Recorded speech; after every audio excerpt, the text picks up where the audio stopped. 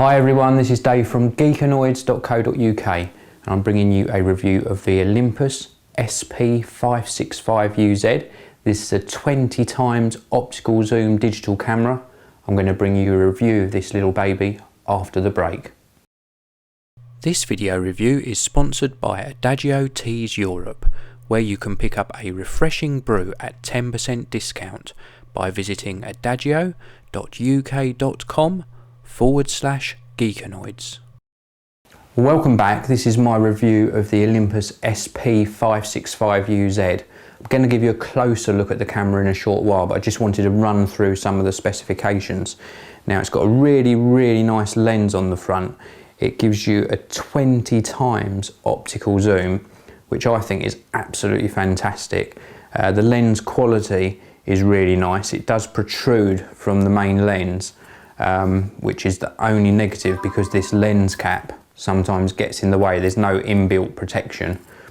Around the back here, you've got a 2.5 inch LCD screen. It's not the biggest of screens, but it is very crisp. I really like the quality of the screen. Rather than an optical viewfinder, you've got an electronic viewfinder. Again, a slight niggle, but it is very good, so it's not a deal breaker as such. Very nice controls, which we'll be taking a closer look at in a short while. Now, it does use XD picture cards, which haven't been that popular and are a tiny bit more expensive, a proprietary format. But in the box you do also get an adapter, which means that you can use micro SD memory cards as well. So let's take a closer look at this camera. Let's start around the front here. You've got a very nice lens on the front, and as I said before, that offers a 20 times optical zoom. That's what the UZ stands for in the camera name, so it's an ultra zoom. And as you can see, at full extension, it extends quite a long way from the front of the camera and back to its widest angle there. Around this side of the camera, we've got USB and power in jack, and it's a rubberized door which hides the actual jacks themselves. Quite hard to show you that there. And it does snap nicely back into place. It's a good quality cover. Around the bottom of the camera, you've got a standard tripod mount. And if I just switch the camera off, underneath this door, we have got 4 standard AA batteries, which is really nice to see. If you find yourself out of juice while you're out and about, you can just pop in standard AA cells, so I like that a lot. Let's just close that back up and lock it into place. Around this side of the camera, we have got access to the memory card, and as I said, it uses XD memory cards, but they do supply this little yellow adapter, and in the side of that adapter there you can put a micro SD memory card, which makes it nice and cheap to get memory for this camera. Let's pop that back in the right way. Okay, around the back of the camera we have got that lovely screen, 2.5 inch, and an electrical viewfinder here. This is a 10 megapixel camera, so it records very nice detailed pictures. You can record in JPEG or JPEG plus RAW, which gives you nice control over the pictures that you get. Nice large prints due to the 10 megapixel sensor, and in my experience the photos I've been taking this have been of very nice quality. If you're zooming right in, you have mechanical and digital image stabilization, which again is very nice.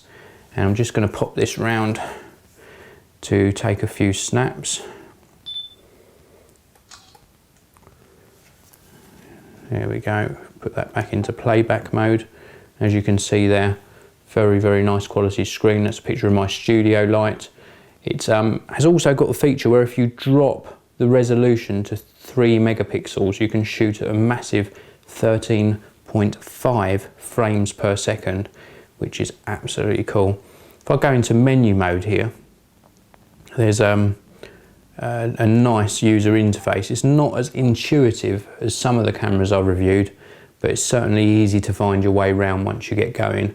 If I pop it into program mode and then back into menu and into the camera menu, you can see it's very, very easy to scroll through and change various settings within the camera.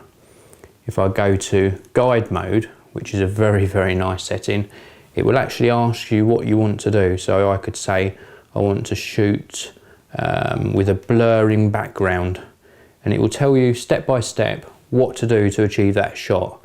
So set to portrait mode and then zoom in will give you that blurred shot with that depth of field, as the pros would call it. If I go into scene mode, again, loads and loads of scenes you can go through. This really shows off the quality of the screen as well. We've got sport modes, night scene, night and portrait. If I carry on down, there's some really, really nice scene modes. I'm going to go all the way down to shoot and select. This will drop the resolution down, as I mentioned earlier. And then if I'm shooting a moving subject, I can actually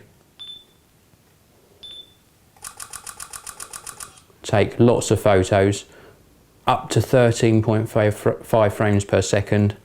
It buffers them, and when it's finished buffering them, you can actually go through and select which of those photos you want to keep. Now, if that was a sports action shot, I'm sure that one of those shots would be a keeper. Very, very nice. I like that scene mode a lot.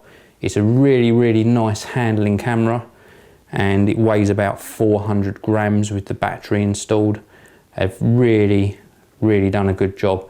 The Olympus SP-565 is just under £250. Now that for me is fantastic value for money. You're getting a 10 megapixel shooter with a 20 times, yes, a 20 times optical zoom. It's a fantastic handling camera, and it really, really does produce some great images. I get roughly about 200 shots from a set of batteries, maybe more, and it's just a wonder to use. This is a really, really good buy. So this was my review of the Olympus SP-565UZ. Come back soon and check out more video reviews on geekanoids.co.uk.